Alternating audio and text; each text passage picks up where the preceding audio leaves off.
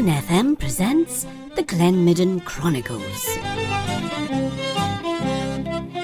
The air is absolutely bristling at the Tynebruick Lodge Country House Hotel, where our crew are now opening the gates to the public for the first time this season.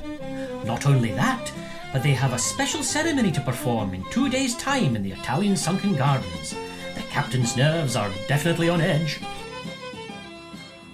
So, Scotty, where's the Italian Sunken Gardens, then? They're there. What? I mean, where? There, in front of you. What? That? I thought that was a swimming pool without the water in it. No, you can tell it's the Italian Sunken Gardens because of the ice cream cornet relief going round the side. Those are ice cream cornet reliefs. I thought some vandal had stuck traffic cones round the outside of it. No, see, the designer, Angelo Mozzarella, thought that he'd bring a touch of the Italian ice cream dynasty to the garden. If you look closely at the flare, you can see these squirrels covering it. They're not really squirrels. Their number's 99. Interesting. It's a bit deep, isn't it? How does one get into it? Ah, no, thon's the problem. You see, you're not supposed to get into it. It was designed to be looked at and no gone into. Oh, I trust a tally to make something that doesn't work. No like the Scots, a proud nation of inventors. Look at the bagpipes. Those were invented by the Greeks. All right. Look at the tartan. We invented the tartan. The Chinese. The haggis. English. Jeez, did we actually invent anything? There's the Glasgow kiss. We invented Don. Never mind all that now. How are we going to make this pit look a bit more interesting for the ceremony at the weekend? And how do we get into it? We've had a chat about this and think the best thing today would be to bring a few pot plants down for the house. There's a couple in the lobby. I think it needs more than that, Scotty. I have those fairy lights in my cabin, if those would be of any use. Have we any statues or anything we could use to fill the space up with? It is a bit bare. The only one that would move would be done, the twa nymphos at it on the rockery. I think those are nymphs, Scotty. No, the way they're carrying on, they're no. Well, I suppose it's better than nothing. At least this couple aren't bringing any friends with them, so it's only going to be them and us. So the garden won't get too full. Now, how do we get into the thing? Well, we could build some boxes up the side of it and make some steps with them. If we drape them in them big curtains for the ballroom, they look like they're supposed to be there. Will that be a bit slippery? Oh, we'll nail the curtains down to the boxes. It'll be fine. Well, that seems to be in hand, I suppose. Best you and Scotty get on with the transformation while I go and see Maggie and Dick about the reception lunch. So, leaving the two crew members to disguise this tragic space as an Italian sunken garden, the captain goes off to the kitchen, where Maggie and Dick are sitting having a cup of coffee. What's going on here? Haven't you got lunches to do or something? Captain, we've been open for 3 hours, but all I've sold are 2 cups of coffee, and we bought those. Yes, well, I suspect that it'll be one of those slow building things, and that it may take a couple of days until we start getting really busy. Now, I'm glad I've got you both together, as I want to discuss the forthcoming ceremony that has been booked for the Italian Sunken Garden. I didn't know we had an Italian. Don't even go there, Dick. Scotty and Crawford are building one as we speak. Now, Maggie, what about the buffet? Any ideas? Well, you set me quite a culinary challenge with this one. It has to be something that can be eaten with the fingers, you said. I think you'll be pleasantly surprised at what I've come up with. Well, I wouldn't bet on that, Maggie. What is it? Well, you see, I wanted it to be special, so I started with their name, Mr. and Mrs. Dover. Now, Dover reminds me of Dover sole. Sole reminds me of Scotty's old boots. Boots remind me of my dermatitis cream, and the cream reminds me of cream crackers. So I'm doing biscuits and cheese. That's it? Biscuits and cheese? That's the best you can come up with? No, the biscuits and cheese are to finish with. I'm working back the way. For the main course, I'm making an old favourite of my grandmother's back in Barra. Piping pipe. You take 1 cockerel, pluck it and steam it for about 8 hours. You wrap it up in the stomach of the pig and fry it for 10 minutes or so. Then you cut it into slices and you serve it with a dip made from vinegar, sour cream and just a wee dash of honey. My mouth is watering already. Another delight from your kitchen, Maggie.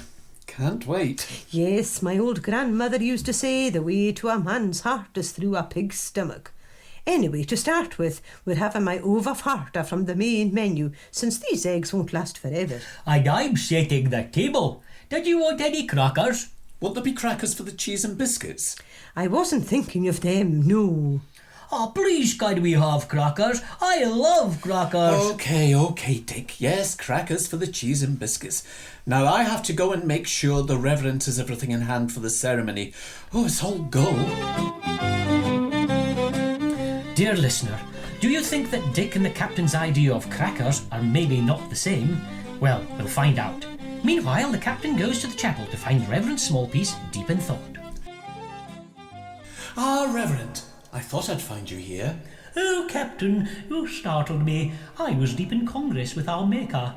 It does the spirit good to have a washout every so often. A washout? Ah, my terminology for confession. I prefer to call it a washout, as it cleanses the soul. Confession is such an ugly word, don't you think? I wouldn't really know. I must confess that I never really confess. But I do sometimes think a good washout is ideal for the spirit, if not the colon. What can I do for you, Captain? I was simply calling on you to make sure all is ready for Mr. and Mrs. Dover's reaffirmation of the wedding vows this weekend. Ah, yes, the reaffirmation. Now, the church views on this are well known. We welcome the reaffirmation of wedding vows. It's a beautiful thing. Two people so deeply in love, they feel the need to come before God and take the vows once more to show the Almighty, the Most High, the Maker of all things, the Tetragrammaton, the Lord of Hosts, the... I get the idea. Well, anyway, I think it is the most wonderful thing they can do for not only themselves, but for the church. Reverend, that is such a beautiful thing to say. Yes, indeed. You have told them I charge £100 for the service. I have, don't worry. So I take it you're ready and don't need any further assistance. No, I'm as ready as I will ever be. God bless you, my child. Dare I say it?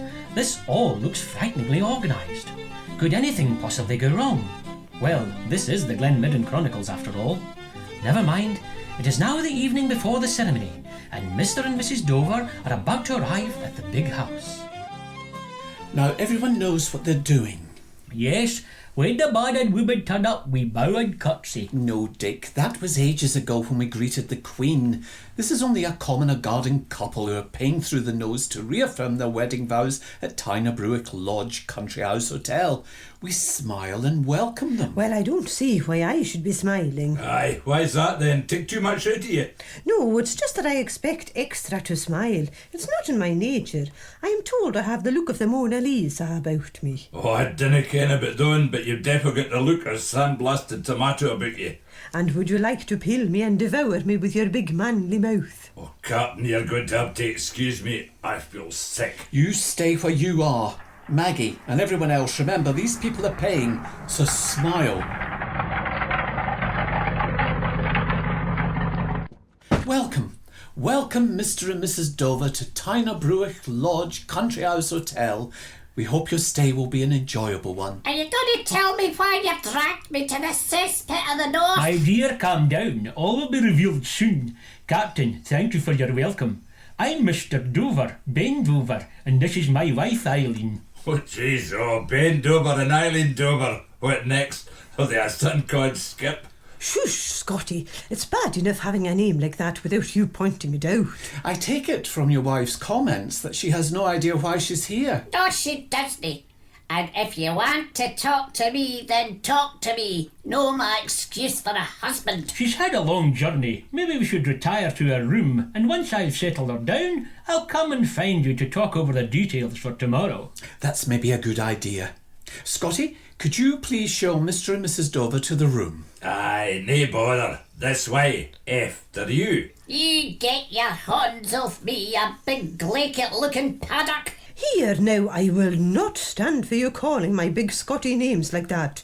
You're to apologise to him this instant. And who are ye? His wee Doug? If you don't apologise, then you'll see just who I am. I'll tattoo it on your backside, so the next time your head's up there, you can read it. I've got your number. You'd better watch it. I'm so sorry. She's not usually like this. However, I would watch her back and maybe lock the door to your bedroom tonight. Aye, come on, I'll show you to your rooms. One thing that has become clear through the annals of these chronicles is that you should never make an enemy of Maggie. Now do you think the day will go without a hitch? Will Maggie get the knuckle dusters polished up for the ceremony? Will Scotty be able to calm her down? Will Dick ever kill that cockerel for the main course? All this and more, same time, same channel next week on the Glen Midden Chronicles. You have been listening to the Glen Midden Chronicles, brought to you by Cullen FM. Voices supplied in no particular order by John Wilson, Nick Wakeham, Shona Campbell and John Grundy. The series was devised by John Grundy and written by Nick Wakeham. This has been an Old Mission House production.